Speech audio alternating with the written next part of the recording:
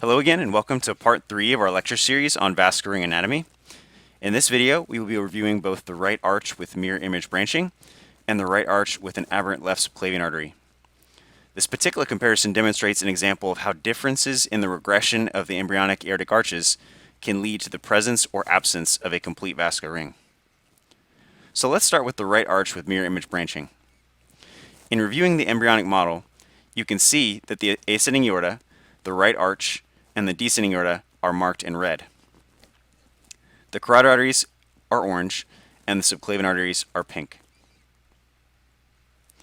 This variant arises when the left dorsal arch and the left 6 arch regress, leaving the right arch with mirror image branch vessels.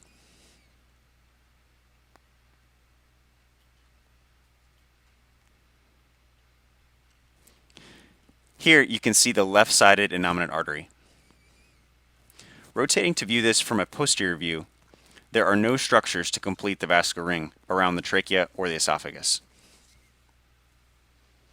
You can also see this when looking at the model from above. Although this variant generally does not form a vascular ring, 98% of patients with this anatomy have associated cyanotic congenital heart disease.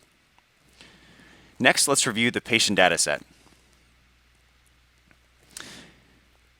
Again, we maintain the same color scheme. The arch passes over the right bronchus, thus defining it as a right-sided aortic arch. You can see the branch vessels again exit in a mirror image pattern. The 2 red cylinders are possible insertion points for the ligamentum arteriosum that was not directly visualized on the CT scan, but implied by the deflection of the left subclavian artery. Looking at the data set posteriorly, you can again see that there's no vascular ring. Next, we will discuss the right arch with an aberrant left subclavian as another example of a complete vascular ring.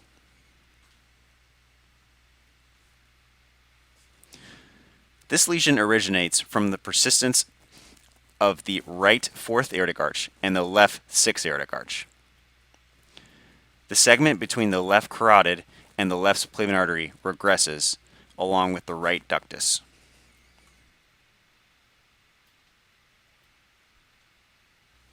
In reviewing the model, you can see that the ring is completed by the left PDA or ligamentum. Looking at the model from above, you can see that the arch and the duct form a complete ring around the trachea and the esophagus. We have colored the left subclavian and the left ductus in white as they aberrantly form the ring. Now let's move to the patient data set. Again, the arch passes over the right bronchus, defining it as a right-sided aortic arch. In this particular imaging data set, there are other common branch vessel variants, namely, the patient has a common carotid trunk with both carotid arteries sharing an origin. As you rotate to a posterolateral view, you can see that this patient had a patent ductus which was well visualized on CT.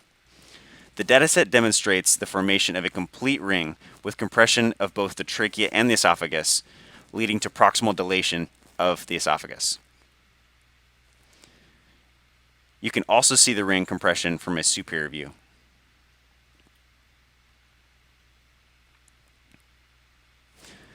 This is consistent with the patient's typical presenting symptoms, which I'll get to in a moment. In this lesion, the aberrant left subclavian typically arises from a retroesophageal diverticulum called Commerle's diverticulum. This is named after the first doctor to clinically diagnose a vascular ring in 1936. The diverticulum is a dilation at the base of the left subclavian, indicating the embryonic ductal insertion point. Consequently, the presence of a diverticulum is especially helpful in diagnosing a vascular ring in cases where the duct is not patent. This diverticulum is present in up to 60% of cases. Patients with the right arch with an aberrant left subclavian usually present with milder respiratory difficulties and swallowing dysfunction in late infancy. And although this is the second most common symptomatic vascular ring, some patients may not present until adulthood. In contrast to the right arch with mirror image branching, only 10% of right arch with aberrant left subclavian cases have associated intracardiac defects. Treatment of this lesion involves surgical division of the left ligamentum arteriosum. Many surgeons will leave the diverticulum alone due to the potential for surgical complications associated with resection. Other surgeons argue that the diverticulum should be resected and the aberrant left subclavian reimplanted onto the left carotid to form, in essence, a right arch with mirror image branching. This is to prevent future dilation of the diverticulum, requiring surgical reintervention. With that, we will pause our discussion here. In our next video, we will be discussing two incomplete vascular rings, the left aortic arch with an aberrant right subclavian artery, and the anomalous left pulmonary artery, also referred to as a vascular sling. Thanks for watching.